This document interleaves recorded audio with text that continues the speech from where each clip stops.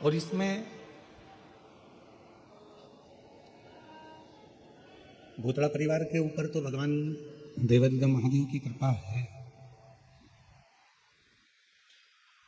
भगवान शंकर जी की बड़ी भारी कृपा है, और साथ में भाग्यनगर में रहने वाले आप सभी भाग्यशालियों की भी बड़ी बाबा देवादिदेव महादेव की आप पर भी कृपा है, जो आप सब इतनी लाखों की संख्या में पहुंचकर इस कथा का लाभ ले रहे हैं।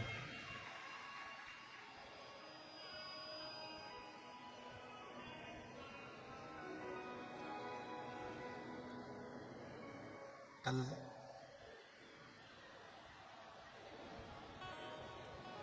श्रीमती दीपाली भाभी जी के पिताजी कल कह रहे थे, गुरुजी हैदराबाद में इतना पानी कभी नहीं आया जो पानी अभी गिर रहा है, जलवृष्टि हो रही है, और शिव महापुराण में इतना पानी आ रहा है। हमने उनसे कहा कि बाबूजी, हैदराबाद वालों ने जितना जल शिव जी को चढ़ाया होगा तो शंकर जी का इतना सुंदर आयोजन है तो शंकर जी भी तो कुछ कृपा करेगा ही।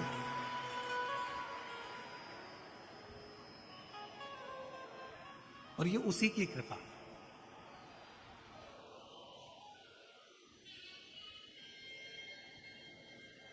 महाराष्ट्रियन श्रावण का महीना है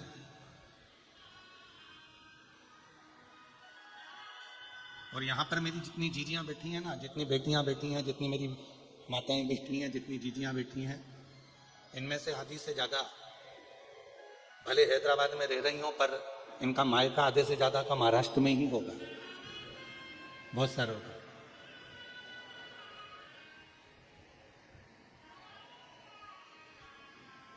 और ये शिव की उदारता से ये कथा भाग्यनगर तक पहुंची।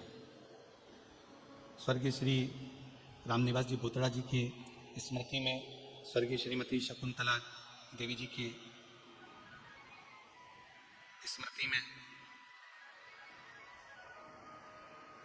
हम जब कल बैठे तो हमने श्री ब्रजगोपाल जी भूतड़ा जी और उनकी धर्मपत्नी श्रीमती दीपाली जी भूतड़ा जी दोनों को और दोनों बेटों को भी एक ही बात कही कि आपके माता पिता शिव जी के इतने बड़े भक्त थे कि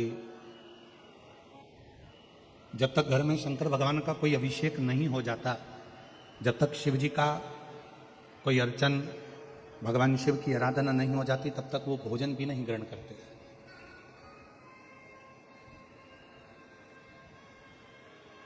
और मैं स्वर्गीय रामनिवास जी भूतड़ा जी के बेटा बेटियों को बहुत बहुत धन्यवाद देता हूं कि उन्हीं के संस्कार आज आपके अंदर समाहित हैं और आप उन संस्कारों के पोषण में ही ये शिव महापुराण की दिव्य और भव्य कथा का आयोजन करा रहे हैं।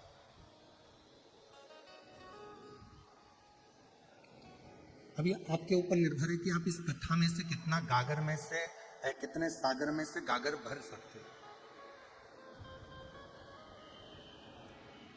आप कितना ग्रहण कर सकते हो।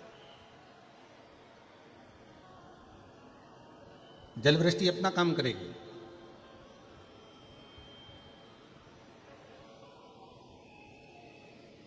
कीचड़ अपना काम करेगा। आप किस भाव से कहां बैठकर किस रूप में भगवान शंकर की अविरल कथा का रसपान करेंगे, ये आपके ऊपर निर्भर करता है।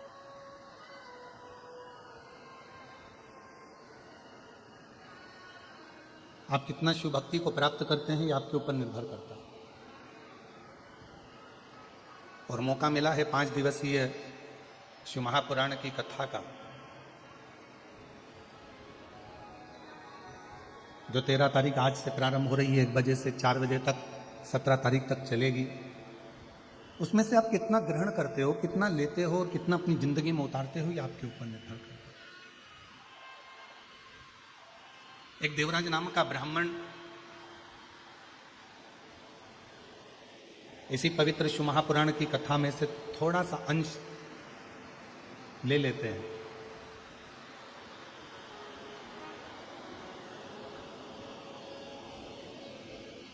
और देवराज नाम का ब्राह्मण जब छोटा था, एक 24,000 श्लोक के इस शिव महापुराण में से एक थोड़ा सा अंश लेकर भगवान शंकर के कैलाश धाम में जाकर निवास कर सकते हैं, तो क्या आप और हम इस पवित्र शिव महापुराण में से कुछ ग्रहण कर कर भगवान शंकर के अपने नहीं बन सकते?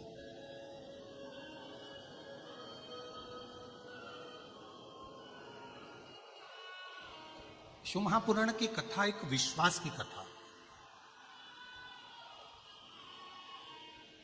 जिसमें सबसे ज्यादा जरूरी है आपका भरोसा, आपका विश्वास, आपकी दृढ़ता। और मैंने तेरे ही भरोसे बाबा, तेरे ही भरोसे हवा बिच उड़ती जावांगी बाबा, डोर हत्थों छड़ी नावे कटी जावांगी। भोले मैं तेरी शंभू मैं तेरी हवा बिच उड़ती जावांगी बाबा, डोर तू छीना में कटी जावांगी। ये पूरी शिव महापुराण की जितनी कथा है, एक अविरल विश्वास की कथा है।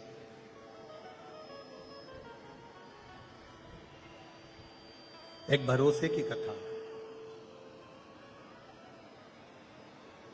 5 दिन की कथा में, 5 दिवसीय कथा के अंतर्गत अब आपके हृदय में कितना विश्वास, कितना भरोसा, कितनी दृढ़ता आपके अंदर आती है, ये आप ही जान सकते हैं।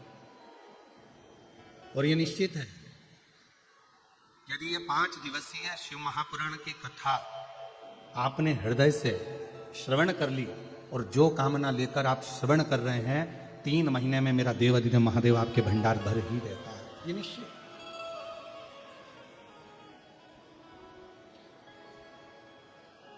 आप उसको कितनी दृढ़ता से श्रवण कर रहे हैं।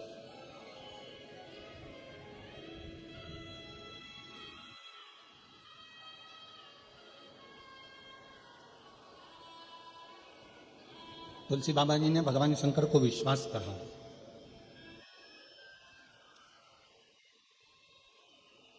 और तुलसी बाबा जी ने कहा कि जिसके हृदय में ये शुद्ध रूपी विश्वास यदि आकर विराजमान हो जाता है, भगवान देवाधिदेव महादेव रूपी विश्वास जिसके हृदय में आकर विराजमान हो जाता है, फिर उसको परमात्मा को ढूंढने के लिए नहीं जाना पड़ता। पंडाल की आवाज खोलो उधर।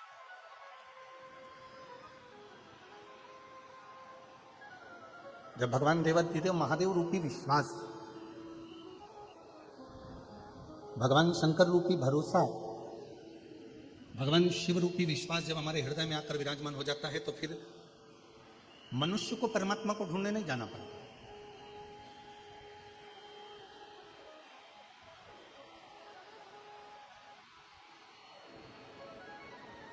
फिर स्वयं देवाधिदेव महादेव भगवान शंकर अपने भक्त को ढूंढने के लिए आते हैं। कहीं भटकना नहीं है। फिर आप एक लोटा जल चढ़ाने वाला जो मानव होता है, दुनिया के लोग कहते हैं एक लोटा जल चढ़ाने से क्या होता है। शिव महापुराण की कथा कहती है, जब एक लोटा जल हम शिव जी को समर्पित करते हैं तो अपने एक हाथ को हम आगे बढ़ाते हैं और अपना हाथ, जैसे लड़का और लड़की का विवाह होता है तो हथलेवा कराया जाता है, कन्यादान करा जाता है। कन्यादान के समय पर वर और कन्या के हाथ को आगे बढ़ाया जाता है और कन्या का हाथ वर के हाथ में दे दिया जाता है। उसी तरह जब हम शिव जी को एक लोटा जल समर्पित करते हैं, अपने हाथ को आगे बढ़ाकर शंकर जी को जल समर्पित करते हैं, उस समय पर आपका और शिव का एक अटूट संबंध बन जाता है और वो संबंध आखिरी दम तक नहीं छूट पाता, अंतिम श्वास तक नहीं छूटता।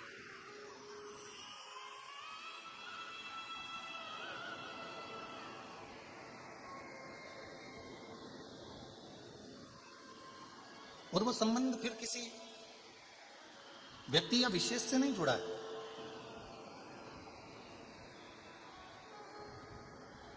शिव महापुराण की कथा कहती है, जब भगवान शंकर को जल चढ़ाया जाता है, शिव जी को जब अर्चना करी जाती है, शिव जी को जब जल चढ़ाया जाता है, तो वो संबंध केवल एक मनुष्य का नहीं जुड़ा। शिव जी को जल चढ़ाते समय वो संबंध स्वयं परमात्मा से जुड़ता है।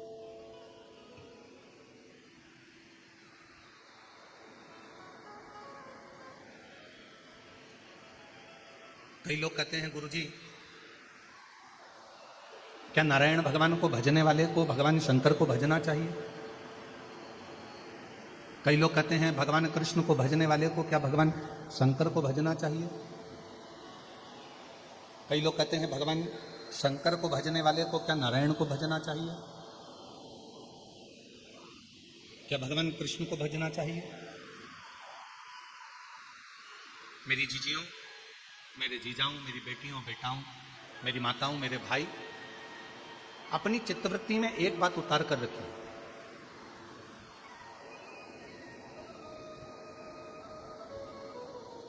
कि नारायण भगवान शिव के बिना अधूरे हैं। शिव नारायण के बिना अधूरे हैं। राम जी शिव के बिना अधूरे हैं। शिव जी राम के बिना अधूरे हैं। भगवान कृष्ण शिव के बिना अधूरे हैं और भगवान शिव कृष्ण के बिना अधूरे हैं।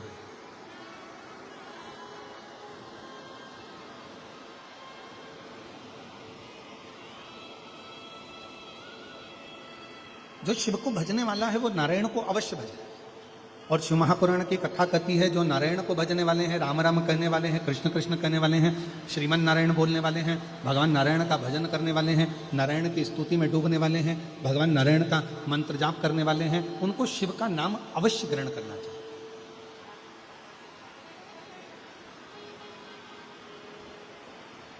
शिव के बिना नारायण सूने हैं और नारायण के बिना शिव सूने हैं।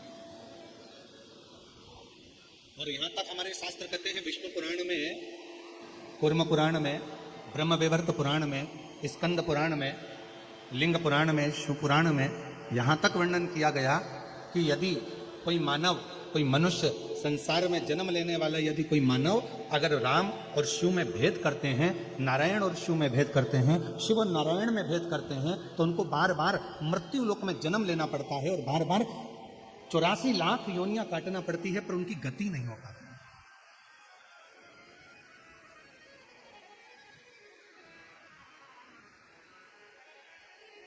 शिव और नारायण में कोई भेद नहीं है।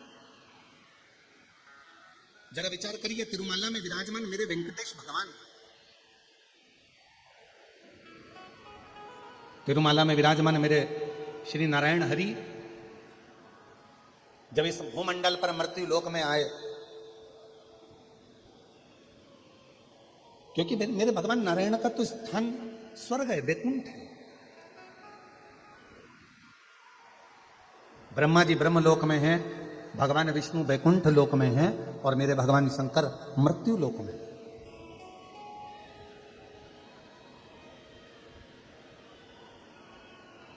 पर जब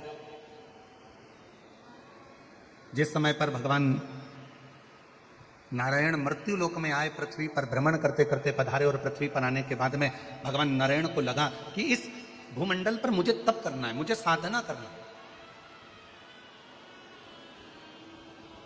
कोई स्थान निश्चित किया जाए। ऐसा कोई स्थान बताए जिस स्थान पर बैठकर मैं मंत्र जाप कर सकूं, तप कर सकूं, आराधना कर सकूं, साधना कर सकूं। और भगवान नारायण भ्रमण करते करते करते करते भगवान नारायण यहां वहां घूमते घूमते श्री देवऋषि नारद जी के पास पहुंच गए। और नारद जी उसी मार्ग से निकलकर जा रहे थे जहां से भगवान वैकुंठ अधिपति भगवान श्री नारायण जा रहे हैं।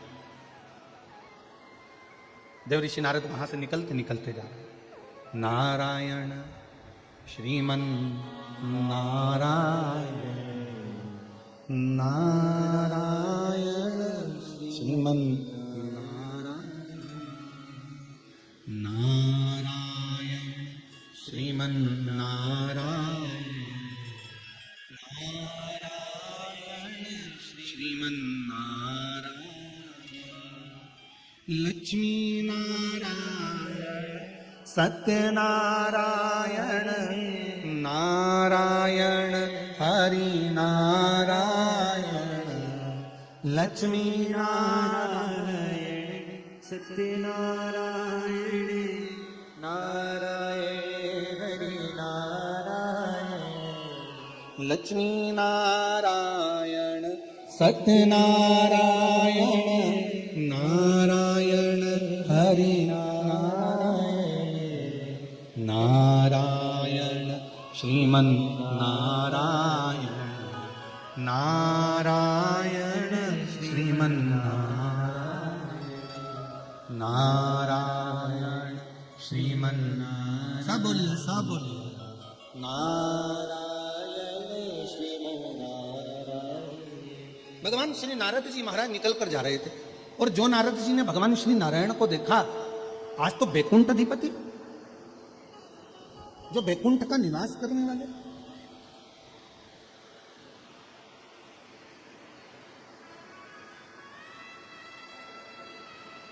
स्वयं बैकुंठ में रहने वाले आज बैकुंठ अधिपति इस भूमंडल पर भ्रमण कर रहा है।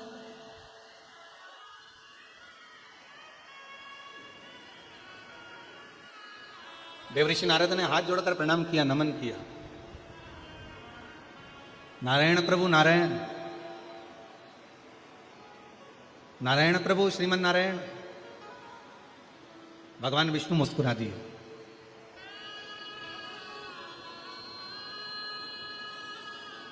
और भगवान विष्णु जैसे ही मुस्कुराए तो देवऋषि नारद के चेहरे पर भी हंसी आ गई।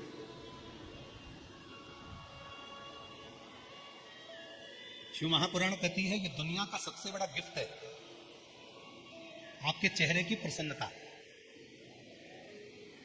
और केवल एक मनुष्य ही है 83,99,999 योनियां काटने के बाद जो ये 84,00,000वें नंबर की योनि जो मनुष्य की मिली है ना, केवल 83,99,999 योनियां, जितनी भी योनियां काटे हो, कोई सी भी ऐसी योनि नहीं है जिसमें तुम मुस्कुराओ हंसो। केवल एक योनि है और वो है मनुष्य की योनि। ये मानव की योनि 84,00,000वें नंबर की योनि ऐसी है, इस योनि में ही मनुष्य केवल मुस्कुराता है। केवल एक योनि है।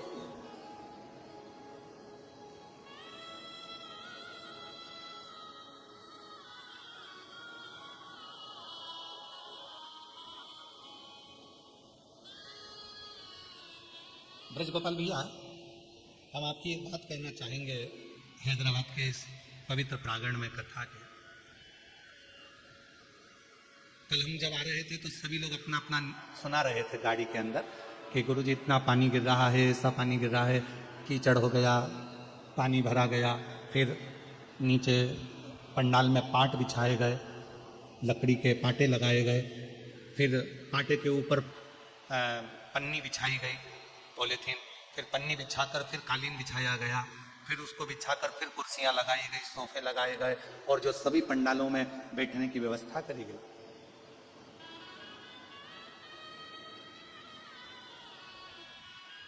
तो फिर हमने सबकी बात सुनते सुनते आखिरी में हमने पूछा कि ये बताओ कि ये सब तो हो रहा था, पर ब्रज गोपाल भैया के चेहरे पर हंसी थी कि नहीं, ये बताओ पहले, मुस्कुराहट थी कि नहीं। तो जितने लोग हमारे पास में बैठे थे वो सब बोले, कहने लगे हमें तो ऐसा लग रहा था कि इनको कोई फर्क ही नहीं पड़ रहा था। इनके चेहरे पर स्माइल थी, प्रसन्नता थी। ऐसा लग रहा था कि कथा मैं नहीं करा रहा हूं, कथा तो स्वयं देवाधिदेव महादेव करा रहे हैं, तो मुझे चिंता करने की जरूरत नहीं, मुझे चिंता करने की जरूरत नहीं। तो हम ब्रज गोपाल भैया आपको ये कहना चाहेंगे कि ये शिव की बड़ी कृपा है। जब व्यक्ति के चेहरे पर अगर स्माइल आ जाए ना, मुस्कुराहट आ जाए, तो समझ लेना कि तुम साधारण नहीं हो। तुम्हारे चेहरे पर जैसे ही स्माइल आती है ना, प्रसन्नता आती है ना, समझ लेना शंकर जी ने आज तुम्हारे चेहरे पर सिग्नेचर करा है, इसलिए शिव जी तुम्हारे को प्रसन्नता दे रहे हैं, आनंद का दे। और कई कई घरों में तो बड़ी विचित्र बात रह जाती है, घर में एक ना एक, हमसे पूछा किसी ने, क्यों गुरुजी पहले के समय में, दशरथ जी के समय में एक गुस्सा करने के लिए, क्रोध करने के लिए कोप भवन होता था जिसमें माता कैकेयी क्रोध करती थी। क्यों गुरुजी आजकल इतने बड़े बड़े बंगले बनते हैं, इतने बड़े बड़े मल्टियां बनती है, इतने बड़े बड़े फ्लैट बनते हैं, इसमें अलग से गुस्सा करने के लिए कोई भवन नहीं बनता, कोई कमरा नहीं बनता। हमने कहा बनाने की जरूरत ही नहीं पड़ती, पूरा घर ही कोप भवन हो जाता है। कभी सास इधर उठी रहती है, कभी बहू उधर उठी रहती है।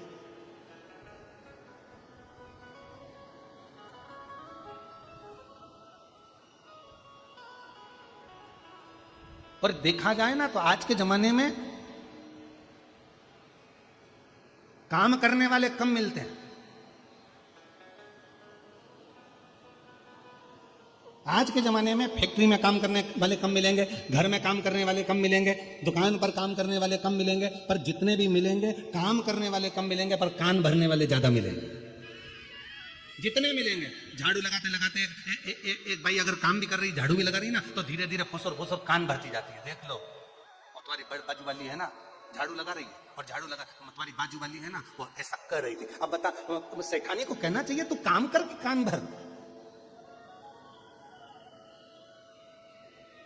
अब जितने काम करने वाले पूर्व के समय में थे, आज के जमाने में काम करने वाले तो कम हो गए, कान भरने वाले ज्यादा हो गए। ना जाने कितने कितने कान भरने वाले हो गए। फैक्ट्री में काम करो तो कोई ना कोई एक दूसरे का कान भरता रहेगा, इसी को भड़काएंगे, इसको भगाएंगे, उसको लाएंगे, उसको भगाएंगे, उसको लाएंगे, उसको भगाएंगे। घर में कोई काम कर रहा है तो उसके धीरे धीरे कान भरते रहेंगे, उसको भगाने का प्रयास करेंगे। काम करने वाला काम नहीं कर पाता, दिन भर बैठकर केवल कान भरा करता है।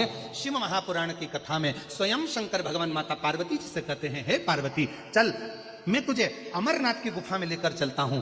वहां क्या करना पड़ेगा प्रभु? पार्वती जी से शिव जी कहते हैं, वहां पर मैं तेरे कान भरूंगा, पर उन कानों में मैं कोई निंदा नहीं भरूंगा, उन कानों में भगवान का नाम भरूंगा, और अमर कथा तेरे कानों में मैं भर दूंगा। अमर कथा,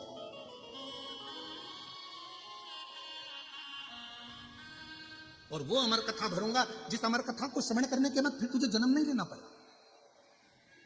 माता सती ने भी अमर कथा सुनने का प्रयास किया। कुंभज बाबा के आश्रम में जाकर, अगस्त ऋषि के आश्रम में पहुंचकर भगवान शंकर सती जी को कथा सुनाने के लिए लेकर गए। माता उमा जब भगवान महेश के साथ में विराजमान हुई, जब माता उमा महेश भगवान के साथ में विराजमान हुई, जिससे महेश्वरी समाज की उत्पत्ति हुई, उस समय पर भी भगवान महेश ने माता उमा को अमर कथा सुनाने का प्रयास किया। माता कात्यायनी को, माता कुचमंडा को, माता स्कंदा को, माँ कालरात्रि को, माता महागौरी को, ऐसा कोई माता का अवतार नहीं हुआ जिसमें भगवान शंकर ने माँ पार्वती जी को जो अन्य रूप में आई उनमें उन्होंने अमर कथा सुनाने का प्रयास नहीं किया। पर आखिरी बिंदु था भगवान शंकर का पार्वती जी को अमर कथा सुनाना, क्योंकि शिव चाहते थे अब यह पार्वती फिर जन्म ना ले, बार बार मृत्यु के काल में ना पड़े, इसको एक बार ऐसी कथा सुना दूं जिसको सुनकर ये अपनी जिंदगी की अमरता प्राप्त कर ले।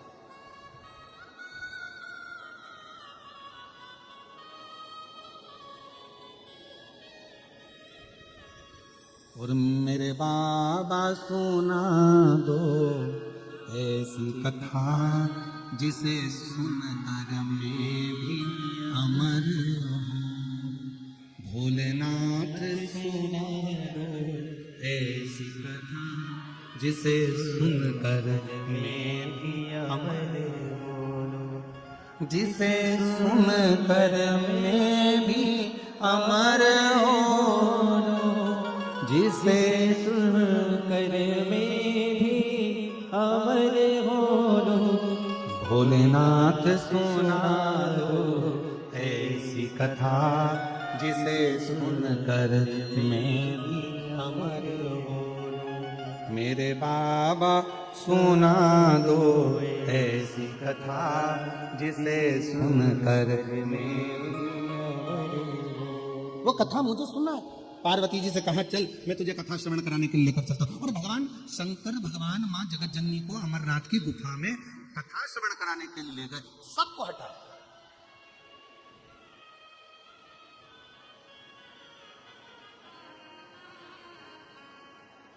मां गंगा जी को भी बाहर छोड़ा, चंद्रदेव को भी बाहर छोड़ा, सर्पदेव को बाहर छोड़ा, डमरू को बाहर छोड़ा, सबको बाहर छोड़कर अमरनाथ की गुफा में जब कथा श्रवण कराने के लिए बैठे, पार्वती जी के हाथ में त्रिशूल दे दिया, ले ओ त्रिशूल और जाओ पार्वती जी, अगर कोई कथा सुनने के लिए बैठा हो तो उसको वहां से हटाया हो। ये कथा मैं केवल तुम्हें श्रवण कराना चाहता हूं। तुम्हें सुनाने का कारण क्या है? केवल पार्वती जी को कथा, पार्वती जी केवल मैं तुम्हें कथा सुनाना चाहता हूं। कथा सुनने का अधिकारी कौन है?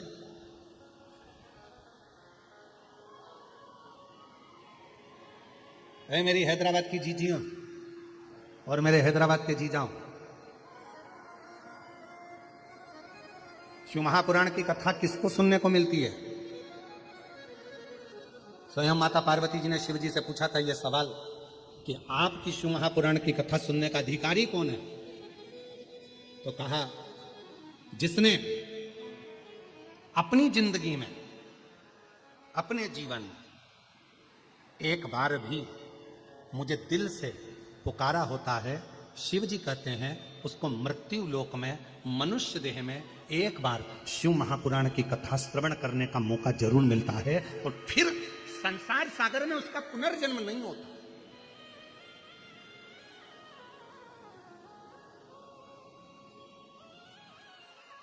फिर वो भटकता नहीं है।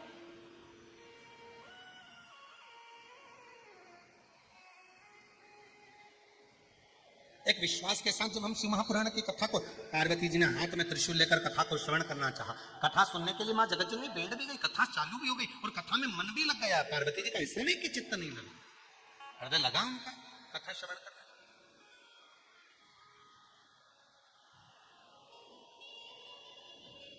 जैसे भगवान नारायण मुस्कुराए और उनके मुस्कुराने पर ही भगवान देवऋषि नारद के चेहरे पर भी मुस्कुराहट आ गई, हंसी आ गई।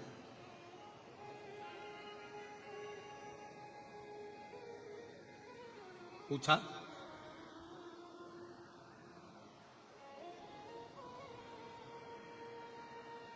देवऋषि नारद जी ने पूछ लिया भगवान नारायण से, प्रभु आज बैकुंठ छोड़कर मृत्यु लोक में आए हो, पृथ्वी पर भ्रमण कर रहे हो, क्यों, किस लिए?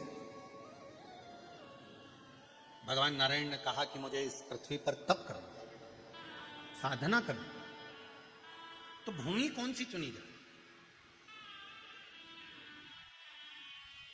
देवऋषि नारद जी ने कहा कि अगर बैकुंठ में कोई तप करे तो भगवान नारायण से पूछा जाए कि हम कहां बैठकर तप करें, कोई ब्रह्मलोक में तप करे तो ब्रह्मा जी से पूछा जाए, पर पृथ्वी का देवता, मृत्यु लोक का अगर कोई देव है, ब्रह्मा ब्रह्मलोक के देवता हैं, भगवान विष्णु बैकुंठ के देवता हैं, पर मृत्यु लोक का अगर कोई देव है तो वो देवाधिदेव महादेव। बोल बम का नारा है, आवाज नहीं आई, जरा दमदारी से बोलो, बोल बम का नारा है, सारी समस्या का हल हार हार तो बैकुंठ लोक भगवान नारायण का, ब्रह्मलोक ब्रह्मा जी का, पर मृत्यु लोक तो भगवान शिव जी का। अगर मृत्यु लोक पर कहीं तप करना है, मृत्यु लोक पर अगर कहीं तप साधना करना है तो भगवान शंकर जी से पूछना पड़ेगा। तब भगवान नारायण स्वयं शिव जी से कहते हैं कि भगवान भोलेनाथ जी आप बताओ कि मैं मृत्यु लोक में कहां तप करूं? तो कहा एक काम करो, इस तिरुमाला पर बैठकर आप तप करिए और कपिलेश्वर महादेव के रूप में बैठकर मैं आपकी रक्षा करूंगा।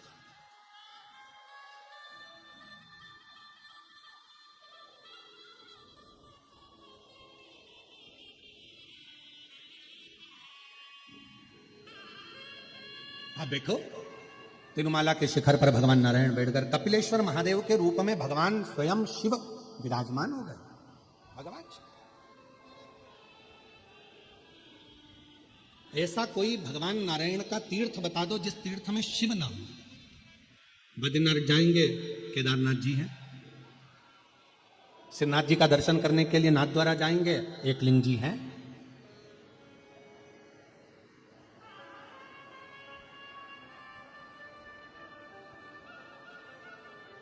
जगन्नाथ जी जाएंगे, महाबलेश्वर है।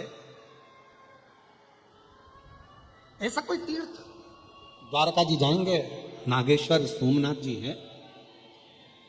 मेरे नारायण भगवान शिव के बिना नहीं और शिव नारायण के बिना नहीं।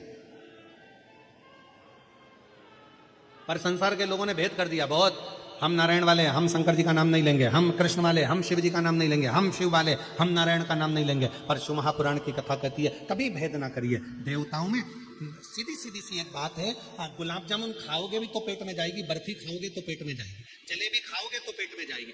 अलग से पेट के अंदर कोई डिपार्टमेंट नहीं है कि गुलाब जामुन इधर जाएगी और जलेबी इधर जाएगी।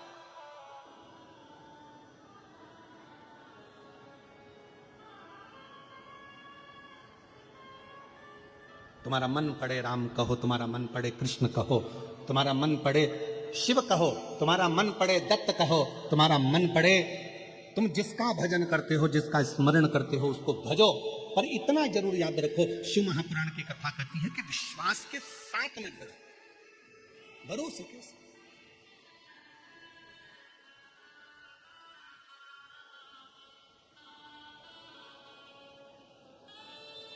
और ऐसी सुभाना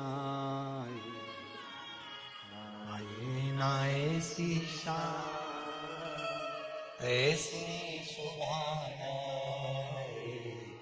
आए ना ऐसी शान, जिस दिन जुबां पे मेरी, जिस दिन जुबां पे मेरी आए ना शिव का नाम, ऐसी सुभाना आए ना ऐसी शान। शिव विश्वास का प्रतीक है, शंकर भगवान विश्वास का प्रतीक है। अगर राम जी की भी आराधना करना है तो शिव रूपी विश्वास का होना जरूरी है, और अगर भगवान कृष्ण की आराधना कर रहे हो तो शिव रूपी विश्वास का होना जरूरी है।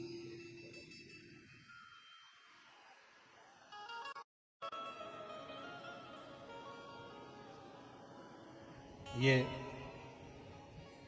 भूतड़ा परिवार में हमारा दूसरी बार आगमन हुआ है। पहले जब स्वर्गीय श्री रामनिवास जी भूतड़ा जी थे, स्वर्गीय श्रीमती शकुंतला देवी जी भूतड़ा जी थी, और स्वर्गीय रामनिवास जी भूतड़ा जी का बड़ा मन था उस समय पर। उस समय शरीर में थोड़ा उन्हें कष्ट भी था, रोग ग्रसित था थोड़ा सा, पर उनका बड़ा मन था। तो उन्होंने उस समय पर अपनी धर्मपत्नी श्रीमती शकुंतला देवी जी से कहा कि शिवरवाला महाराज की कथा सुनना है शिवपुर। और श्रीमती शकुंतला देवी जी ने फिर अपने पुत्र से और पुत्र वधू से कहा, बेटियों से कहा, और मैं धन्यता देता हूं ऐसे बेटे बहुओं को, ऐसी बेटियों को, पूरे परिवार को। उन्होंने तुरंत उसी समय पर कह दिया कि कथा हो। अब शरीर कष्ट था तो बड़ा विशाल पंडाल या विशाल रूप में उस कथा का आयोजन नहीं किया गया, घर पर ही एक पंडाल लगाकर उस कथा का दिव्य और भव्य आयोजन किया। और उस समय पर लग रहा था कि इतनी विशाल से महापुराण को गागर में सागर को समाहित किया गया।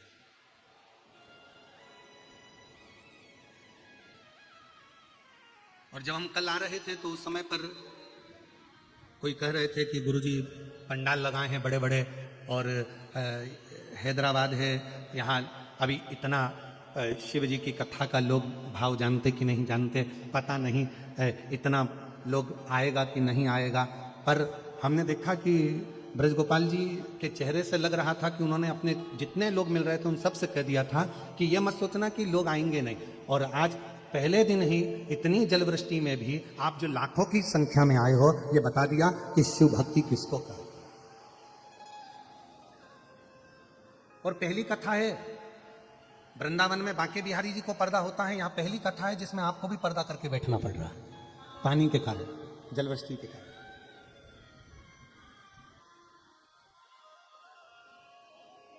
शिव कथा है, आप जितने विश्वास से श्रवण करेंगे, जितने भरोसे से सुनेंगे, क्या देगा मेरा भोले बाबा ये हम नहीं जानते, पर इतना जरूर है कि वो खाली हाथ तो नहीं भेजे।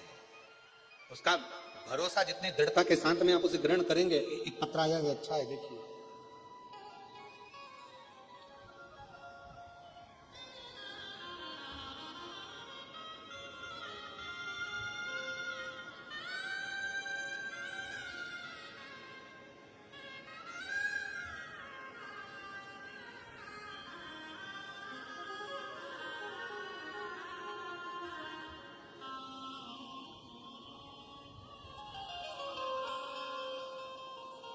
मेरा नाम प्रिया बलिया है,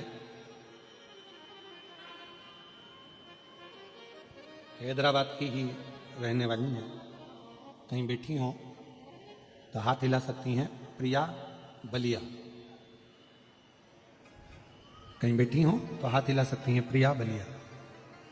और अगर बैठी हो तो एक बेलपत्र लेने के लिए आ सकती हैं।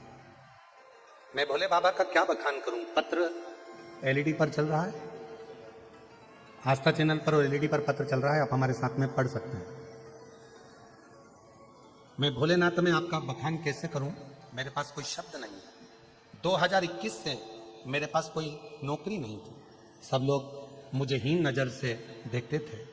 उसके बाद मैंने एक दिन आपकी कथा के बारे में सुना और एक लोटे जल के महत्व के बारे में सुना। उस दिन से मैंने रोज एक लोटा शिवलिंग पे जल चढ़ाना शुरू कर दिया और पढ़ाई भी करने लगी।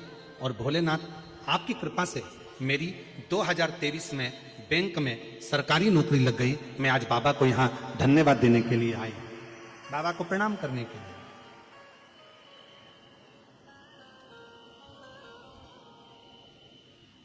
और तेरी कृपा का आता है आप लोगों को सबको, तो आवाज में गाइएगा थोड़ा। तेरी कृपा का क्या है भरोसा, कब किस पर जरा सी हम पर कर दो, जरा सी हम पर कर दो।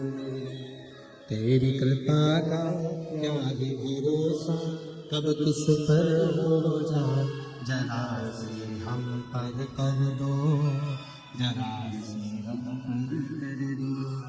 जिस पर भी हो गई तेरी कृपा करुणा वो भव पार हुआ, भव पार हुआ। जिस पर भी हो गई तेरी कृपा करुणा वो भव पार हुआ। एक पत्र और है, अच्छा है।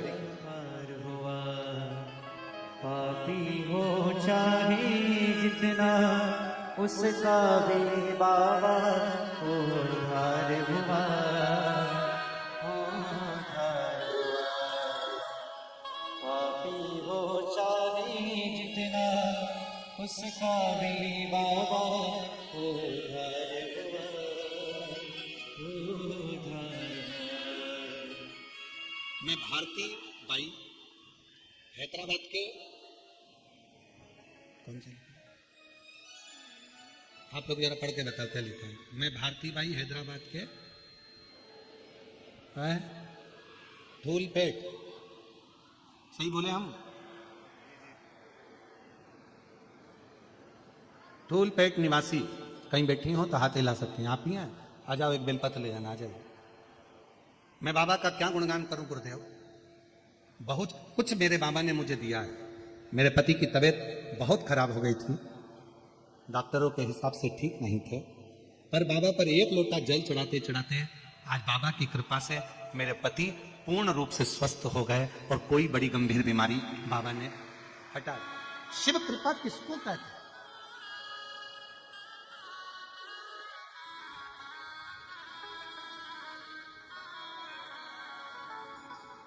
ये शिव महापुराण की जो कथा है, ये विश्वास की कथा है, एक भरोसे की कथा।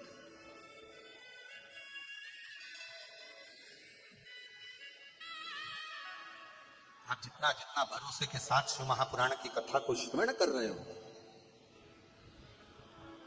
कितना 2 क्षण मात्र देवराज नाम के ब्राह्मण ने केवल 2 क्षण की शिवपुराण की कथा सुनी थी, केवल 2 क्षण। ब्राह्मण कुल में जन्मा था, ब्राह्मण के घर में जन्मा था, पर ब्राह्मण कर्म नहीं कर पाया था देवराज।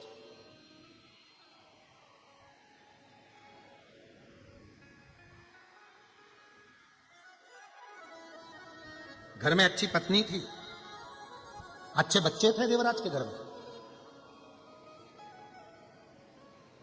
पर एक पर स्त्री का संग मिल गया उसको।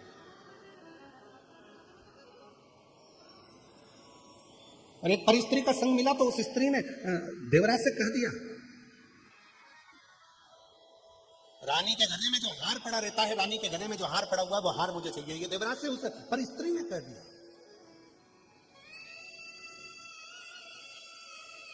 एक गलत नारी का संग व्यक्ति की जिंदगी तो बर्बाद करता ही करता है, पर साथ में उसके अपनी पत्नी और अपने बच्चों को रोने के लिए भी छोड़ देता है।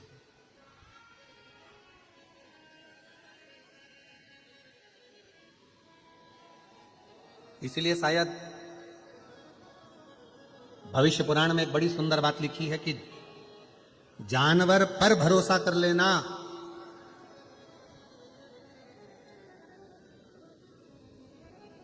सांप के जहरीले दांत निकाल लिए जाएं तो सांप पर भरोसा कर लेना। पर भविष्य पुराण कहती है कलयुग जब अपने पूर्ण जोर में आ जाए, जानवर पर भरोसा कर लेना, सांप पर भरोसा कर लेना, कीड़े पर भरोसा कर लेना। पर भविष्य पुराण कहती है जब घोर कलयुग आएगा तब इंसान पर भरोसा करना सबसे कठिन काम हो जाएगा, क्योंकि मनुष्य भरोसे के लायक ही नहीं बचे।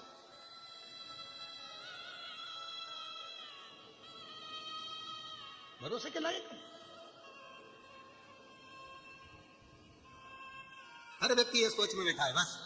वो कहते हैं ना महाराज, पतंग जितनी ऊंची ऊंचाई पर उड़ती है ना, यहां उड़ाते कि नहीं उड़ाते हैदराबाद में मकर संक्रांति पर? अरे जम के तो बोलो जरा, उड़ाते उड़ाते हैं?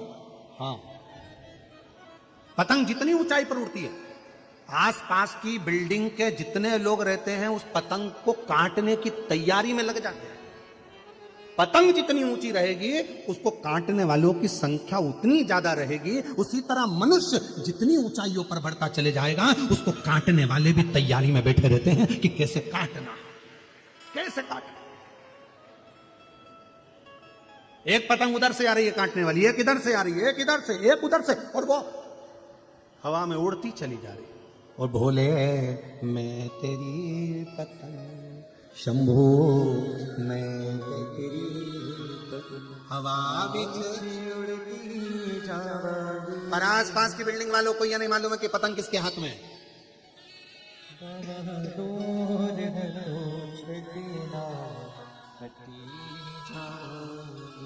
आसपास की बिल्डिंग वालों को यह नहीं मालूम है कि ये पतंग उड़ा कौन रहा है, कौन है इसके पीछे जो इसको इतनी ऊंचाइयों पर लेकर जा रहा है, कौन है इसके पीछे जो ये अलमस्ती की जिंदगी जी रहा है, कौन है इसके पीछे जो इतने आनंद के जीवन को जी रहा है। और काटने वाले लगे हैं, कोई इधर से काट रहा, कोई इधर से काट रहा, कोई इधर से काट रहा, कोई उधर से काट रहा। काटने वाले लगे हैं पतंग को। ऊंची उड़ती हुई पतंग को काटने वाले भी ढेर होते हैं, और ऊंचाइयों पर चढ़ने वाले व्यक्ति का, जिसका मान, जिसका सम्मान, जिसकी इज्जत, जिसकी प्रतिष्ठा, जिसका वैभव चारों तरफ हर जगह पर होता रहता है, उसको भी काटने वाले ढेरों हो जाते हैं। कोई इधर से काटेगा, कोई उधर से काटेगा, कोई इधर से बुराई करेगा, कोई उधर से बुराई करेगा, कोई उधर से बुराई करेगा, करता।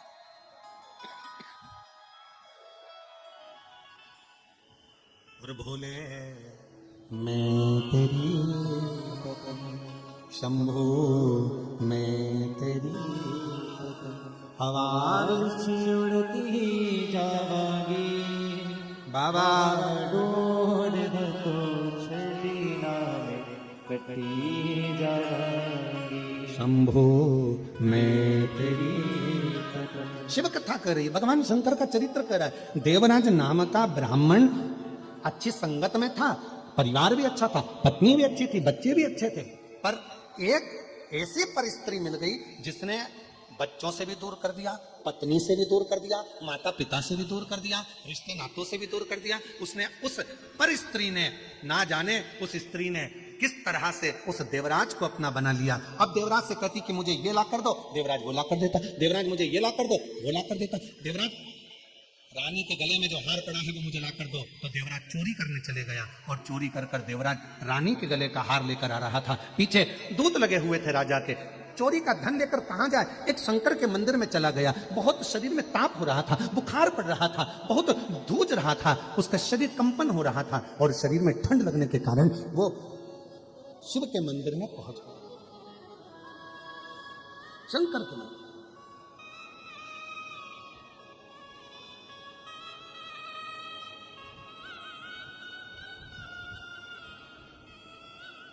शिव मंदिर में जैसे जाकर बैठा, उसको नहीं मालूम था कि यहां पर शिव महापुराण की कथा चल रही है।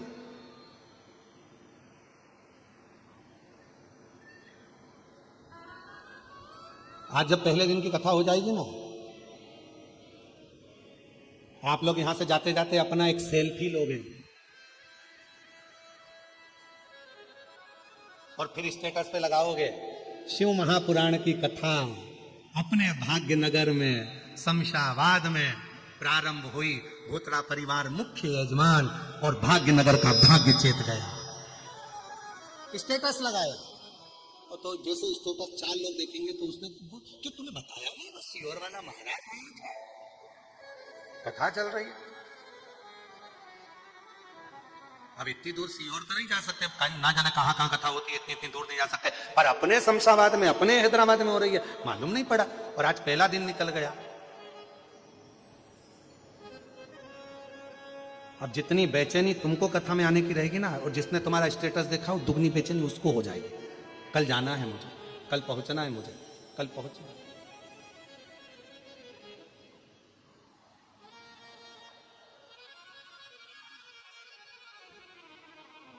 अच्छा, ऐसा नहीं है कि बेचैनी तुमको नहीं हुई। जिस दिन से तुम लोगों ने सुना होगा ना कि हैदराबाद में कथा हो रही है ना, उस दिन से तैयारी चालू हो गई होगी तुम्हारी, पक्का है तो। एकदम तैयारियां। अब ये भूतला परिवार तो अपनी तैयारी कर ही रहा था कथा की, पर उससे ज्यादा तैयारी तुम्हारी चल रही होगी। और ऐसा जितने हैदराबाद के घर है ना, सब घरों में मेहमान आके रुके होंगे। जीजी, काका, बुआ, तुम भी आ जाओ, तुम भी आ जाओ, कथा चालू हो रही है, चलेंगे, सुनेंगे, आनंद लेंगे, कथा का रसतत्व ग्रहण करेंगे। और सबसे ज्यादा टेंशन होगा पास का। अब भूतरा जी के रिश्तेदारों को, फिर रिश्तेदारों के रिश्तेदार, फिर रिश्तेदार के रिश्तेदार, फिर रिश्तेदार के रिश्तेदार। क्यों, तुम्हारी पहचान है क्या? हाँ, आपने तो बाजू में, बिल्कुल बाजू में। अच्छा ठीक है, जरा देखो ना पास वगैरह मिल जाए। और मिल तो गया, पर आना था 5 नंबर गेट पे और पानी भरा गया गेट पे, 5 हाथ में। अब वहां जाके बोल रही 5 नंबर तो यही है, अंदर जाना है। अब वहां पर कह दिया पानी भरा, कीचड़ बहुत हो रहा है, नहीं जा सकते। अब 5 नंबर का 5-7 नंबर वाले झेलेंगे नहीं, जाऊं किधर? फिर मन में आया, आ तो गई हूं, हम तो जिस प्रार्थना को करने के लिए संपूर्ण विश्व के लोग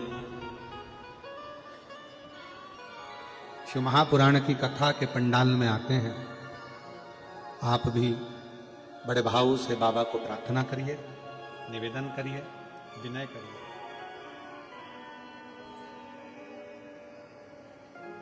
जहां जगह मिल जाए वहां बैठ जाएं और दिल से बाबा को प्रार्थना करें, विनय करें। साथ में सभी को बोलना है,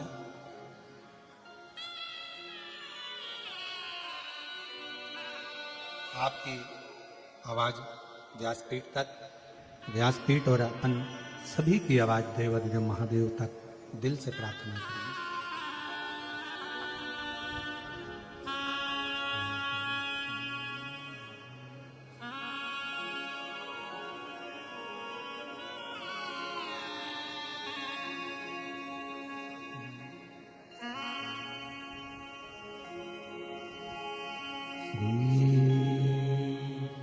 शिवाय नमस्तु,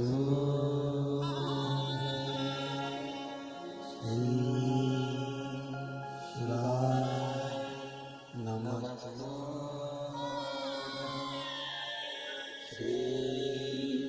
शिवाय नमस्तु,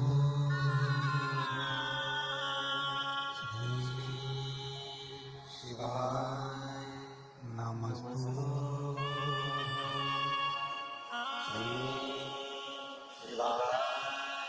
नमस्तु। भोला सब दुख काटो हमारा, ओ भोला सब दुख काटो हमारा। शिव शंकर जप तेरी माला, भोले बाबा जपो तेरी माला, भोला सब दुख काटो हमारा, ओ भोला सब दुख काटो हमारा। वैसे मंगल मंगलकारी, वैसे मंगल मंगलकारी, शमशाने वासी हमारा, शमशाने वासी हमारा, ओ भोला सब दुख काटो हमारा, ओ भोला सब दुख काटो।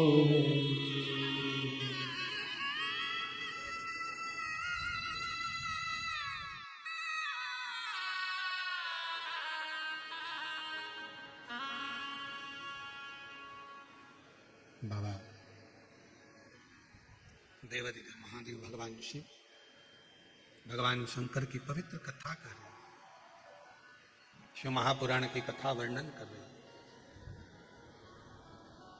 एक गलत स्त्री का संग देवराज को मिल गया,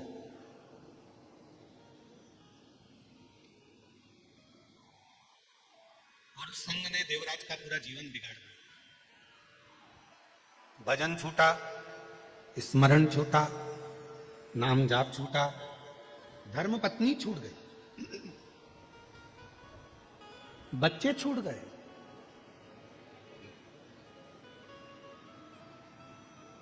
केवल वही स्त्री ठीक लग रही।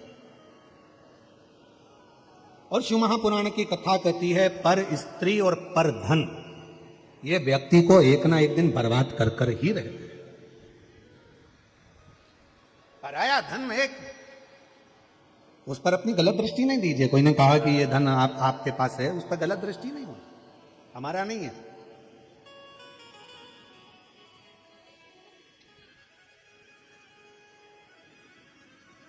भगवान तो केवल एक भाव के रीझने वाले हैं। भगवान को तुम्हारे वैभव की या सत्ता की या दौलत की या धन की जरूरत मेरे शंकर भगवान को कभी नहीं पड़ी। कभी मेरे शिव जी को जरूरत नहीं पड़ी।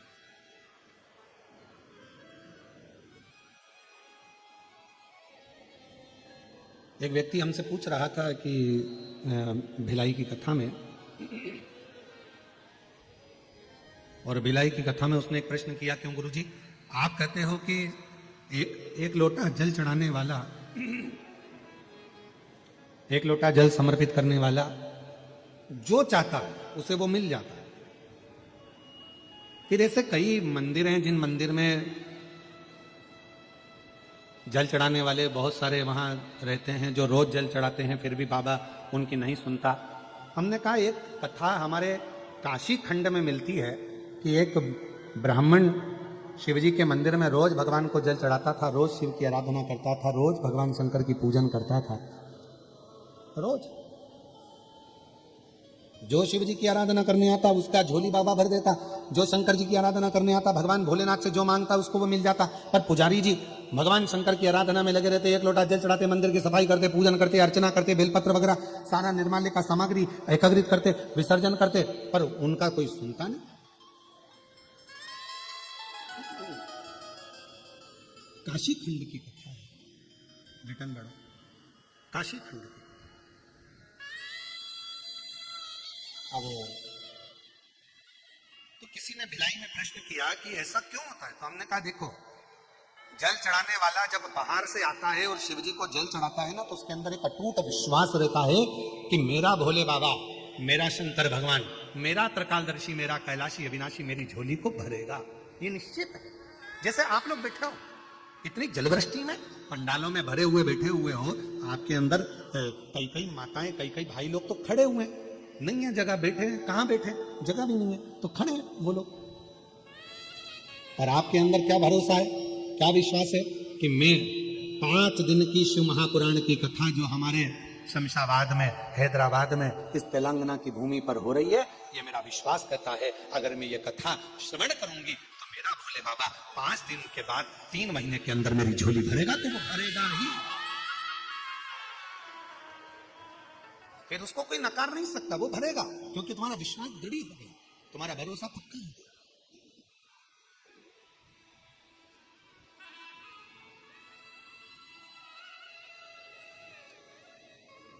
अब काशी खंड की कथा कर रही है कि पुजारी जी रोज मंदिर में जल चढ़ा देते, रोज पूजन कर देते, पर जितने लोग जल चढ़ाने आते ना तो पुजारी जी उनसे पूछते, क्यों साहब तुम रोज मंदिर आते हो, जल चढ़ाते हो, बाबा ने तुम्हारी सुनी कि नहीं सुनी, भगवान ने तुम्हारी सुनी कि नहीं सुनी।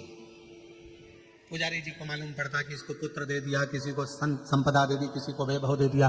पुजारी जी के मन में आता, बाबा मेरी कब सुनोगे, बाबा मेरी कब सुनोगे। एक दिन धर्मपत्नी ने अपने पति से कहा, धर्मपत्नी अपने पति से बोली, क्यों अपन अपने टूटे हुए झोपड़े में रहते हैं और भगवान शंकर सबको देते हैं। पुजारी जी इतने में झंझोड़ कर बोल दिए, भगवान तो सुनता ही नहीं है। हमको तो लगता है कि भगवान पाषाण का है। आज शिवजी प्रसन्नता में वर देने ही वाले थे पुजारी जी को, इतने दिन में पुजारी जी के मुख से 2 शब्द गलत निकल गए। पार्वती जी ने कहा, ये इतने भाव से इतने हृदय से मांग रहा है, इसको देना चाहिए, इसको प्रदान करना चाहिए। शिव जी कहते हैं कि आज मैं देने ही वाला था, पर इसकी जिह्वा से गलत भाव निकल गया, इसने अपने भीतर मुझे पाषाण ही समझ लिया, इसलिए पूर्व का पुण्य भी इसका समाप्त हो गया और अभी का पुण्य भी समाप्त हो गया। मेरी जीजियों, मेरे जीजाओं, मेरी बेटियों, बेटाओं, मेरी माताओं, मेरे भाई, मेरे बुजुर्ग, माता पिता तुल्य आप सब बैठे हैं। शिव महापुराण की कथा कहती है कि शंकर जी को अगर एक लोटा जल आप चढ़ा रहे हैं, शिव जी की भक्ति कर रहे हैं, शिव जी की आराधना कर रहे हैं, शंकर भगवान का पार्थिव पूजन कर रहे हैं, या शिव जी के मंदिर में दर्शन करने जा रहे हैं, या शिव महापुराण की कथा को श्रवण करने के लिए जा रहे हैं, तो पूर्ण भरोसा हो तो शिव आराधना करो, पूर्ण भरोसा।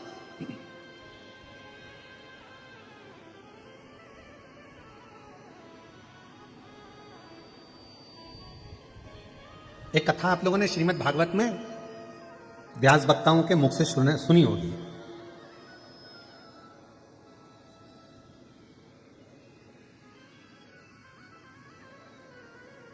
सभी लोगों ने पढ़ी भी होगी, व्हाट्सएप पे आई होगी या फेसबुक पर या इंस्टाग्राम पर या सोशल मीडिया पर उसको पढ़ा भी।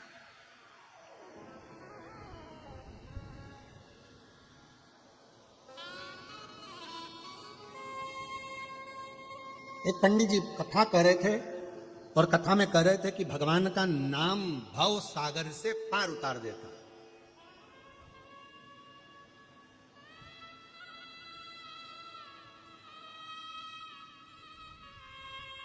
कुछ माताओं ने सुन लिया,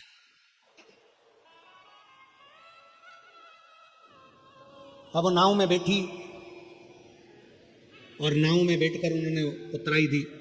एक महिला ने भगवान के नाम पर इतना भरोसा कर लिया कि वो नाव में ही नहीं बैठी, और उसने सोचा कि पंडित जी बोले थे कि भगवान का नाम भव सागर से पार उतार देता है, तो ये तो यमुना जी, मैं भगवान का नाम लूंगी और यमुना जी से पार उतर जाऊंगी।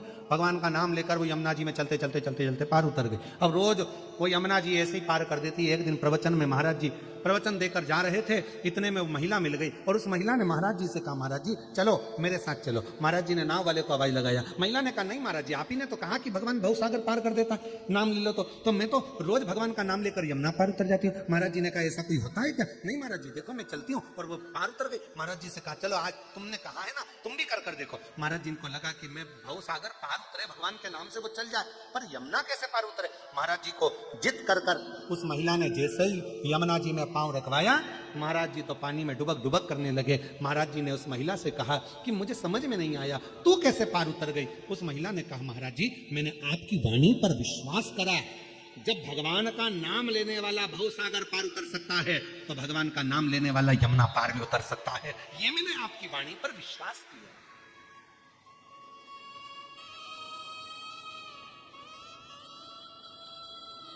आप कितना भरोसा करते हैं भगवान पर, कितना विश्वास, यह आपके ऊपर निर्भर करता है। देवराज नाम के ब्राह्मण का भरोसा नहीं था शिव जी के प्रति, देवराज नाम के ब्राह्मण का विश्वास नहीं था भगवान के प्रति। देवराज नाम का ब्राह्मण अपनी पत्नी को छोड़ दिया, बच्चों को छोड़ दिया, एक पर स्त्री के चक्कर में जो पड़ गया, एक नारी के चक्कर में, फिर निवेदन है पराया धन और पराई नारी, ये बर्बादी का केंद्र बिंदु।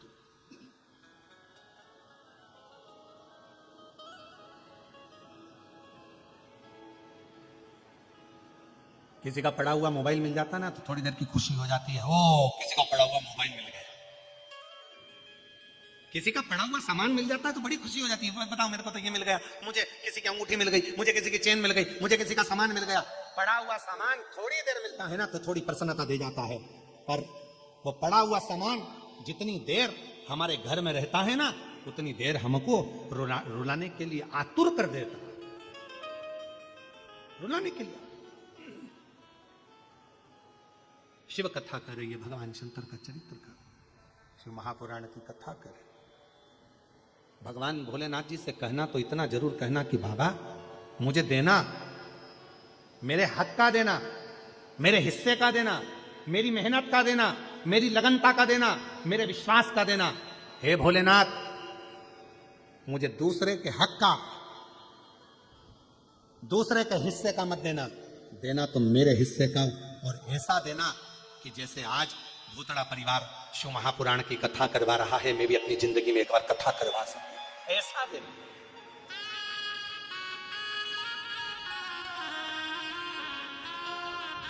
भगवान देना तो ऐसा देना कि हमारे हाथों से सत्कर्म हो सके।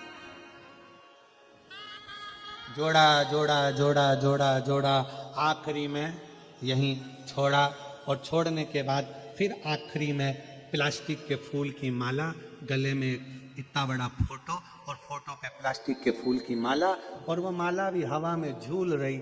मरने वाला भी व्यक्ति कह रहा है, बेटा हम भी जोड़ जोड़ के ऐसे ही मर गए, तुम भी ऐसे ही मर जाओगे, एक काम कर जाओ, किसी भूखे को भोजन और प्यासे को पानी, और जाए बाबा बर्फानी जिंदगी में कोई अच्छा कर्म करते चले जाओ, जीवन निकल जाए, जीवन निकल।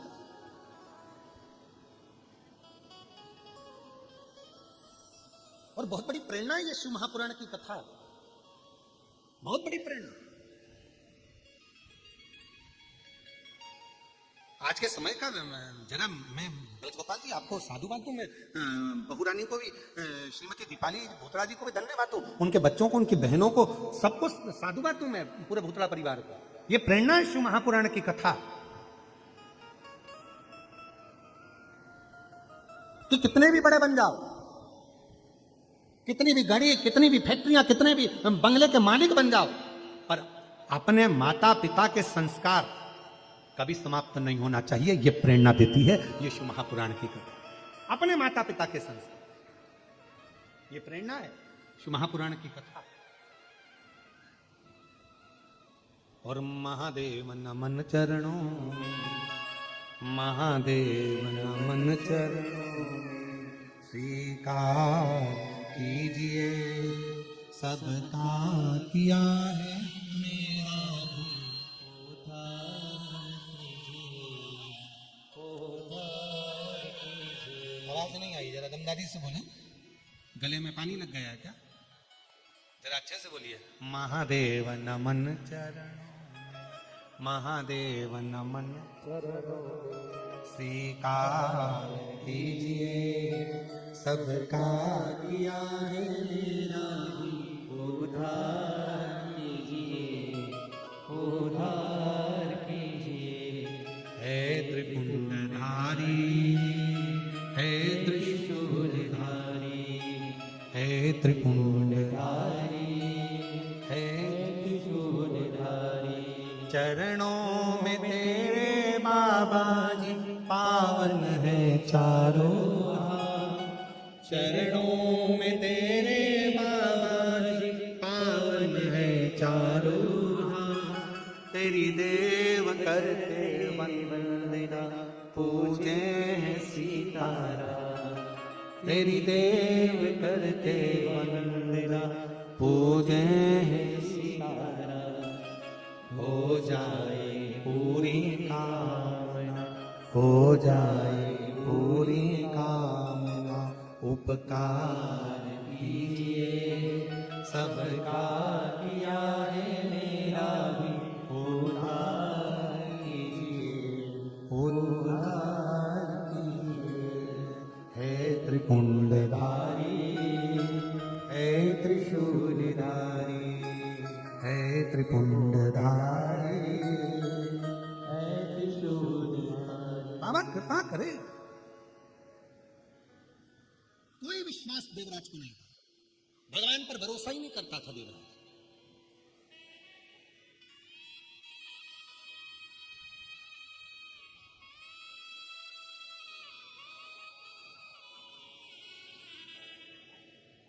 पर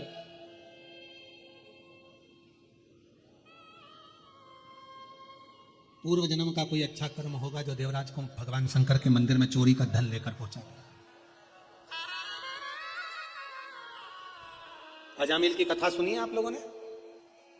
हाथ तो उठाओ जरा, श्रीमद् भागवत में आती है अजामिल की कथा, सुनिए सबने। 3 बेटे हो चुके थे,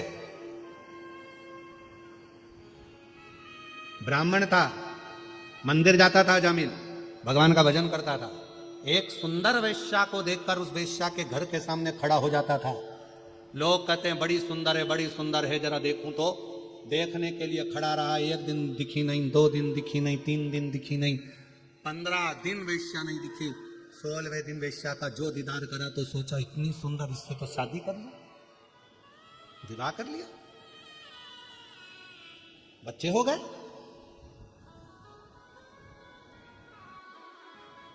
पर भगवान को चिंता लगी, ये मेरा भक्त है, कुछ भी है, भले इसने वेश्या से शादी कर ली पर मेरा भक्त है। अब भगवान का भजन छोड़ दिया, अब इसने पूजन छोड़ दिया, अब इसने भजन छोड़ दिया, अब सत्संग नहीं करता। भगवान को चिंता लगी, मेरा है, पूर्व में तो करा है ना, पहले तो करा है ना, अभी निभाना पड़ेगा मुझे। भगवान ने साधु का रूप रखा, अजामिल के दरवाजे पर जाकर आवाज लगाई, मुझे भूख लगी है, कुछ भोजन दे दीजिए। अजामिल ने कहा, हमारा घर, मेरी धर्म पत्नी वैश्या है और तुम वैश्या के घर का हाथ का भोजन करोगे, ये अच्छी बात नहीं है, तुम बहुत ऊंचे संत दिख रहे हो, मैं नहीं दे सकता। संत ने कहा कि वैश्या ब्राह्मण से विवाह कर कर ब्राह्मणी हो गई, इसलिए हम भोजन कर सकते हैं, आप हमें भोजन दो। पर मैं भोजन तो दे दूंगा पर दक्षिणा नहीं दूंगा। संत ने कहा हमें दक्षिणा नहीं चाहिए, तुम भोजन कराओ। भोजन कराया, भोजन कर कर जैसे संत उठे तो कहा दक्षिणा दो। बाबा मैंने मना करा था, मैं दक्षिणा नहीं दूंगा, मेरे पास में पैसा नहीं है। संत ने कहा दक्षिणा नहीं दे सकते तो एक काम करो, तुम्हारी पत्नी गर्भ से है, उसके गर्भ में जो बच्चा है उस बच्चे का नाम बस नारायण रख देना, बाकी की दक्षिणा में और कुछ भी नहीं चाहिए। बहुत इतना ठीक है। और गर्भस्थ अजामिल ने सोचा बच्चे का नाम तो कुछ भी रखना है तो नारायण रख दूंगा, और नाम रख दिया नारायण। नारायण नाम रखा, नारायण नारायण नारायण नारायण। ये पूर्व के समय का कोई पुण्य था जो अजामिल के घर में बच्चे का नाम नारायण रखा गया, कोई पूर्व का पुण्य था।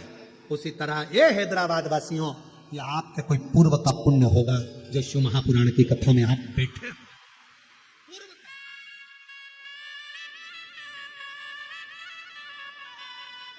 आज का नहीं। देवराज नाम का ब्राह्मण यदि शंकर जी के मंदिर में पहुंचा है, याद रखना, शिव जी के मंदिर में आप जा रहे हो, शंकर जी की कथा में आप जा रहे हो, शिव के शिवालय में आप जा रहे हो, भगवान शंकर की कथा में आपका चित्त, आपका मन, आपका हृदय शिव की भक्ति में लगा हुआ है, समझ लेना कोई पूर्व के जन्म का पुण्य हमारा प्रकट हुआ। तो आज हमारे इस पुण्य के कारण हम भगवान शंकर की विरल भक्ति को प्राप्त कर रहे हैं। एक बच्चा गुल्लक को भरता है, फोड़ता है तो गिफ्ट लेकर आता है। जब हमारे दादा परदादा माता पिता ना जाने उनके पुण्य की गुल्लक भरी होती है और हमारे पुण्य की गुल्लक भरी होती है, तब जाकर किसी परिवार में शिव महापुराण की कथा हो पाती है। पुण्य की गुल्लक आज का नहीं। कोई पिछले जन्म के अच्छे कर्म बाबा तेरा साथ मिला, कोई पिछले जन्म के अच्छे कर्म मुझे बाबा तेरा साथ मिला। जहाँ सारी दुनिया झुकती है, जहाँ सारी दुनिया झुकती है, मुझे वो वाली दरबार मिला, दरबार मिला। कोई पिछले जन्म के अच्छे कर्म मुझे बाबा तेरा साथ मिला। कोई पूर्व का कर्म अच्छा हुआ होगा। तो देवराज के पूर्व का पुण्य कौन सा था?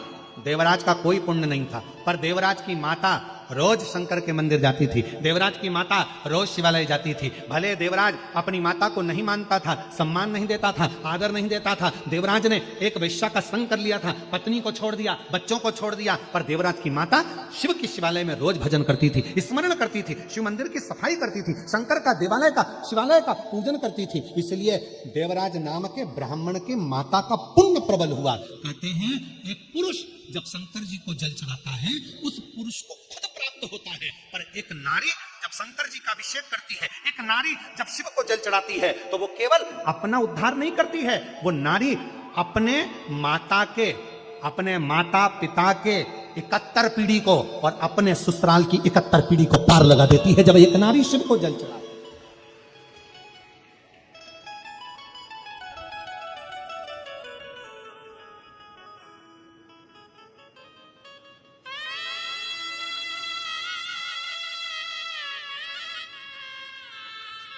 कितना अभी कल सातुड़ी तीज गई है, चावल का सत्तू, बेसन का सत्तू, चने का, आटे का।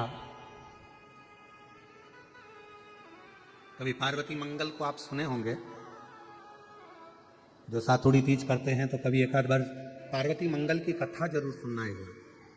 उस पार्वती मंगल की कथा में सातुड़ी तीज का इतना वर्णन किया गया कि चावल का सत्तू माता ने कब बनाया था, चने की दाल का सत्तू माता ने कब बनाया था, आटे का सत्तू माता ने कब बनाया था, और किस तरह से उसके पूजन का वर्णन,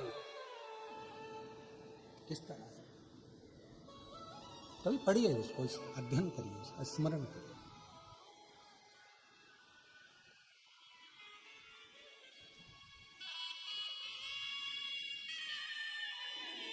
कितना कितना शास्त्रों में हमारे यहाँ माँ पार्वती के पूजन का विधान कहा गया। अब कोई कहे कि केवल ये नारी का उपास है, कोई कहे कि तीज का व्रत केवल स्त्री का है, हरताली का तीज करे तो नारी का व्रत है, चतुर्थी का व्रत करे तो नारी का व्रत है, छठ का व्रत करे तो नारी का व्रत है, तीज का सातुड़ी तीज का व्रत करे तो नारी का व्रत है। ना ना ना ना, यदि पार्वती मंगल की कथा को आप पढ़ेंगे सुनेंगे तो उसमें वर्णन आता है पार्वती जी जितने व्रत धारण करती है वो पार्वती जी की माँ मैनावती हिमालय राज उनकी भी 71 पीढ़ी को पार कर देती है, और पार्वती जी खुद के ससुराल की भी। जितने गण शिव महापुराण की कथा कहती है पार्वती जी के एक व्रत धारण करने से, मां जगत जननी के एक व्रत उठाने से, तीज का व्रत अगर मां पार्वती जी करती है तो शंकर भगवान के पास में जितने भूत प्रेत डाकनी पिशाचनी चुड़ैल भयंकर गण होते हैं, पार्वती जी अपने व्रत के बल से उन भूत प्रेत को भी मुक्त कर देती है। इतना बल माता पार्वती के व्रत में होता है, इतना बल। एक व्रत साधना में इतना बल होता है। एक पत्र अच्छा है,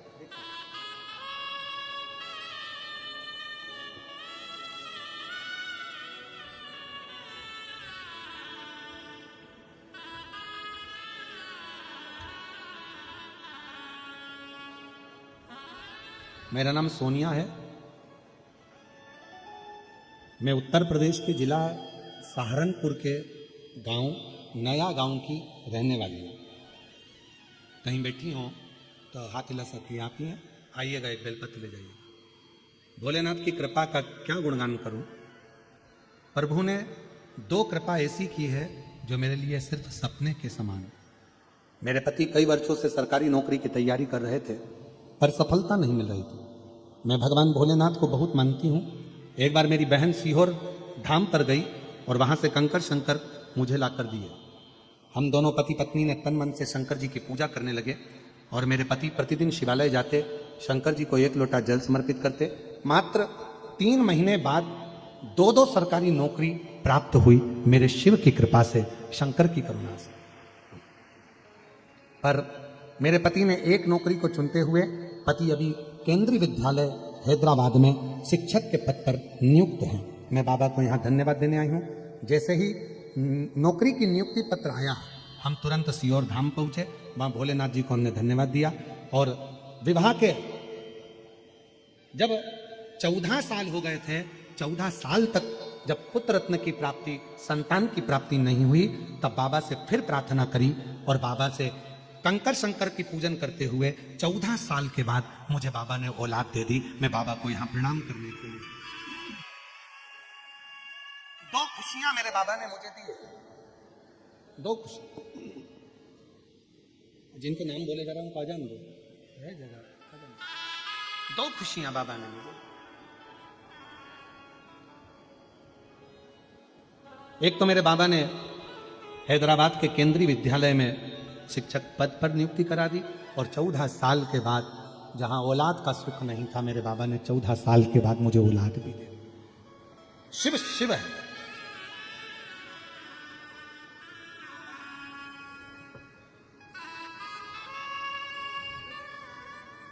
आपका विश्वास, आपका भरोसा, आपकी दृढ़ता शिव के करीब में लेकर जाती है।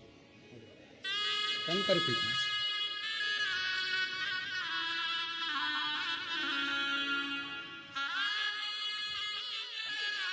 नहीं, आपको खुश है, बाबा की कृपा है।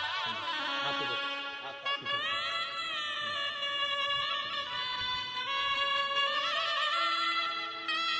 14 साल के बाद हुआ है। एक बार जोरदार ताली बजाता है।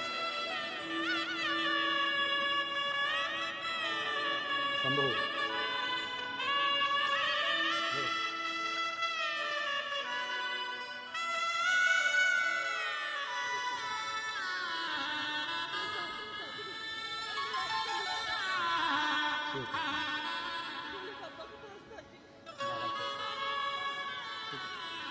रोते नहीं, खुश होकर जाओ। तो बाबा दे दिया झोली भर कर, क्या सोचो। अरे लुटा दिया भंडार काशी वाले कर दिया माला काशी वाले जो जैसी भावना लाया वो वैसा ही फल पाया जो जैसी भावना लाया वो वैसा ही फल पाया नहीं खाली उसे लौटाया वो मन ही मन हर्षाया और कर दिया माला काशी वाली लुटा दिया काशी वाले जो जिस कामना से आए, जिस भाव से आए। देवराज ब्राह्मण की माता का पूर्व का पुण्य है, पूर्व का पुण्य।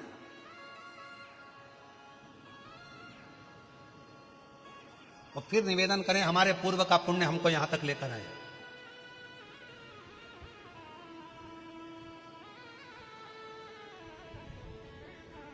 भूतड़ा परिवार के पूर्व का पुण्य शिव महापुराण की कथा को यहां तक लेकर आए।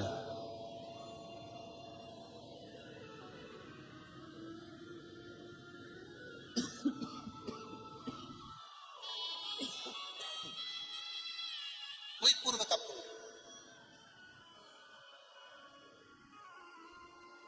ब्रज गोपाल भैया एक पत्र में आपके लिए लिखा है कि हमने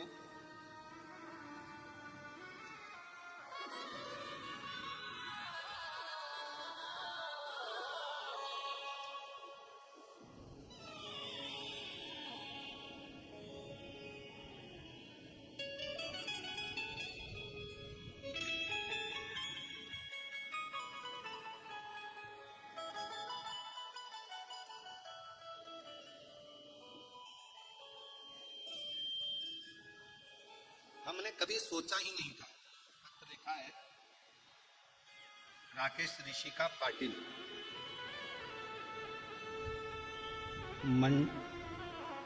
पाटिल हंगर गंगा मंडल पोल गल जिला निजामाबाद तेलंगाना से है। उन्होंने पत्र में लिखा है हमने हैदराबाद में कभी सोचा नहीं था कि तेलंगाना में शिव महापुराण की कथा श्रवण करने को मिलेगी, पर हम ब्रजगोपाल जी भूतड़ा जी को धन्यवाद देते हैं जिनके माध्यम से यह कथा सुनी।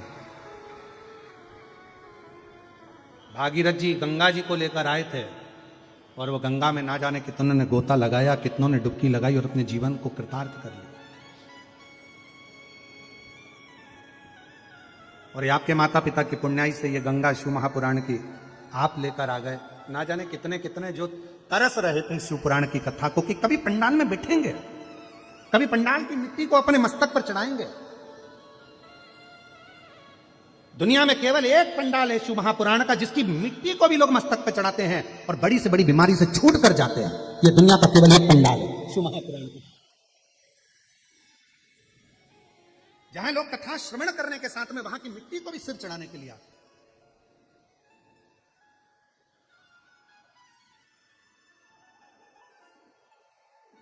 कोई पूर्व का पुण्य फल हमारे आनंदमय भाव में लेकर आ गया।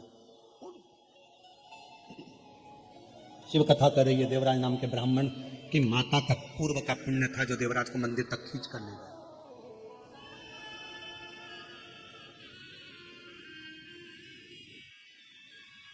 मंदिर तक गए, शिव पुराण की कथा चल रही थी। 2 क्षण कान में चली गई वो शिव महापुराण की कथा। शरीर में ताप पड़ रहा था। देवराज को लगा कि महाराज जी तो कथा में हर हर महादेव चिल्ला रहे, उनको गुस्सा आ गया क्योंकि सिर चढ़ रहा था, बुखार आ रहा था, शरीर में कष्ट था।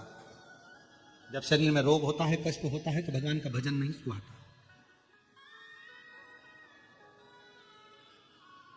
बहुत ध्यान रखना।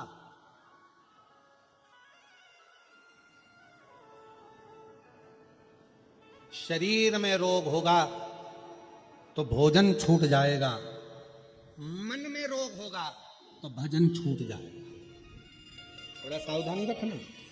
शरीर में रोग बढ़ा, शरीर में ताप बढ़ा, शरीर में रोग बढ़ा तो भोजन छूट जाएगा, भोजन नहीं आएगा। आज मेरा मन नहीं कर रहा, भोजन का भूख नहीं लग रही डॉक्टर साहब, भोजन नहीं भा रहा मेरे को समझ में नहीं आ रहा। इतना अच्छा भोजन घर में बनता है पर मेरे को भूख नहीं लगती, भोजन नहीं भाता, मुझे भोजन अच्छा नहीं लग रहा। शरीर में रोग बढ़ा, भोजन छूट गया। मन में रोग बढ़ा, मन में कौन सा रोग? तो कहा अहंकार का रोग, अभिमत्ता का रोग, अहमता का रोग, लोभ का रोग, तृष्णा का रोग। ये रोग जब बढ़ गया, मोह का रोग बढ़ गया, तो फिर भजन नहीं सुहाता, मुझे भजन अच्छा नहीं लग रहा, मुझे कथा अच्छी नहीं लग रही, मेरा मन नहीं लग रहा, मन नहीं लग रहा। ये रोग है, लग गया शरीर।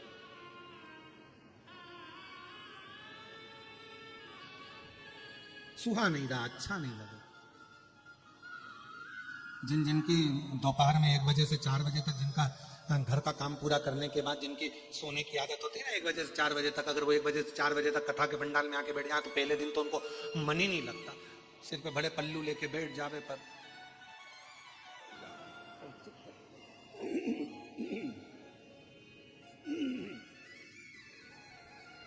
क्योंकि वो 1 बजे से 4 बजे तक उनका सोने का समय, उस समय पे निंद्रा देवी इनके बिल्कुल टाइम पे आ जाती थी। बर्तन वर्तन मांज के रखे, साफ हुआ, घर किचन सब साफ करके बच्चों को स्कूल भेज कर पति गया ऑफिस, इन्होंने थोड़ी देर चलाया मोबाइल और उसके बाद मोबाइल चला के फिर धीरे से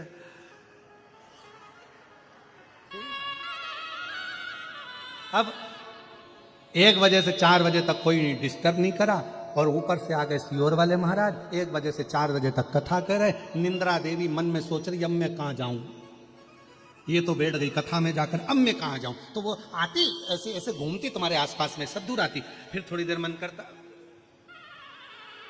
फिर मन करते करते फिर थोड़ी देर इधर उधर देखा, फिर आई थी तो साथ में थोड़ी सी सौंफ सुपारी लेके आई थी, उसको मालूम था निंद्रा देवी 1 से 4 में आएगी। और इतने में महाराज जी ने जैसे ही भजन गाया, इसने निकाला और महाराज जी बोले हर हा। उसने अब इधर भरी सुपारी और इधर बड़ी सौंफ और महाराज जी हम तो बाबा के और फिर निंद्रा देवी ने देखा कि अब इसका मन कथा में धीरे धीरे धीरे धीरे लग गया। पहला दिन शिव महापुराण का, क्योंकि उसी समय निंद्रा को इधर भगाना है, कथा को अंदर लाना है, तो थोड़ा सा संघर्ष दोनों में चलता है। पहला दिन बड़ी मुश्किल से निकलता है, फिर दूसरे दिन सेटल होता है, 5वें दिन जब कथा पूरी होती है तब लगता है इतनी जल्दी हो गई, इतनी जल्दी। और तेरी कृपा का क्या है भरोसा, कब किसी पर हो जाए, जरा सी हम पर कर दो, जरा सी हम पर कर दो।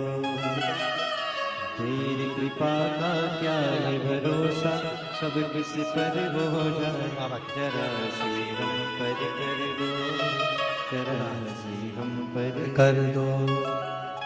ये कहीं शिव तत्व में रमना, देवराज का मन नहीं लगा, शरीर में रोग था, तपन था, बुखार था, चित्त नहीं लगा। जैसे ही महाराज जी बोले हर हर महादेव, देवराज को लगा यहां तो चिल्ला चोट हो रही है, मेरे को जाना चाहिए। देवराज भागा बाहर, पर 2 क्षण की शिव महापुराण की कथा देवराज की श्रवण शक्ति में कानों में पहुंच गई। 2 क्षण।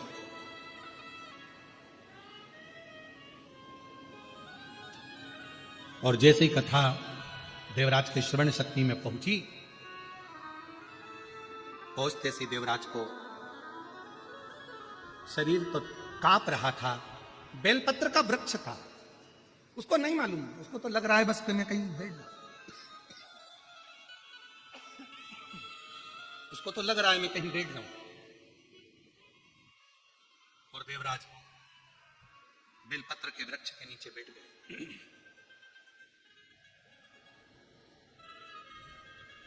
शरीर के ताप के कारण, शरीर के कष्ट के कारण देवराज के प्राण छूट गए।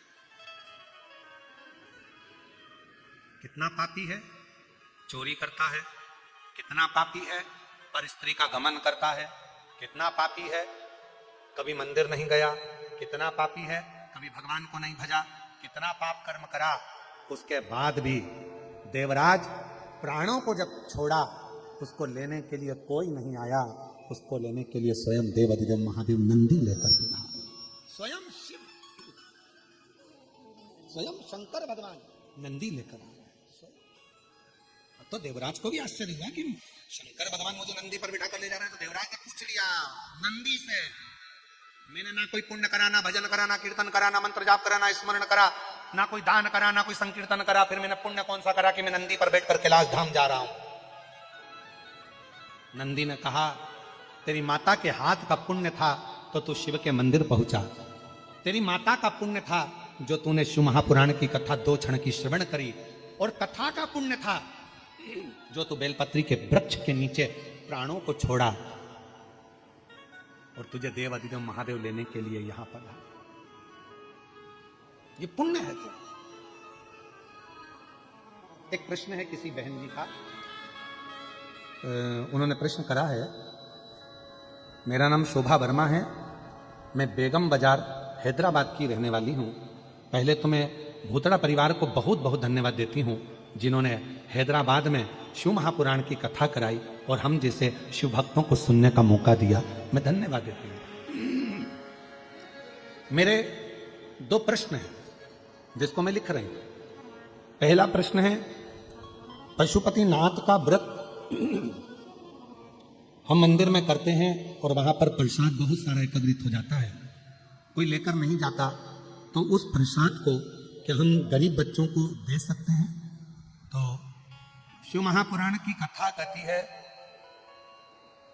शिव जी पे चढ़ा हुआ प्रसाद पशुपतिनाथ व्रत का, आपने जो लिखा कि गरीब बच्चों को, शिव महापुराण की कथा कहती है कि भगवान शंकर का प्रसाद लेने वाला कभी गरीब नहीं होता, इसलिए गरीब शब्द तो निकाल दो। इतना याद रखो कि शिव का प्रसाद आप किसी को भी दे सकते हो, अगर मंदिर में रखा हुआ है कोई नहीं ले रहा तो आप उसको दे सकते हो। दूसरा प्रश्न है,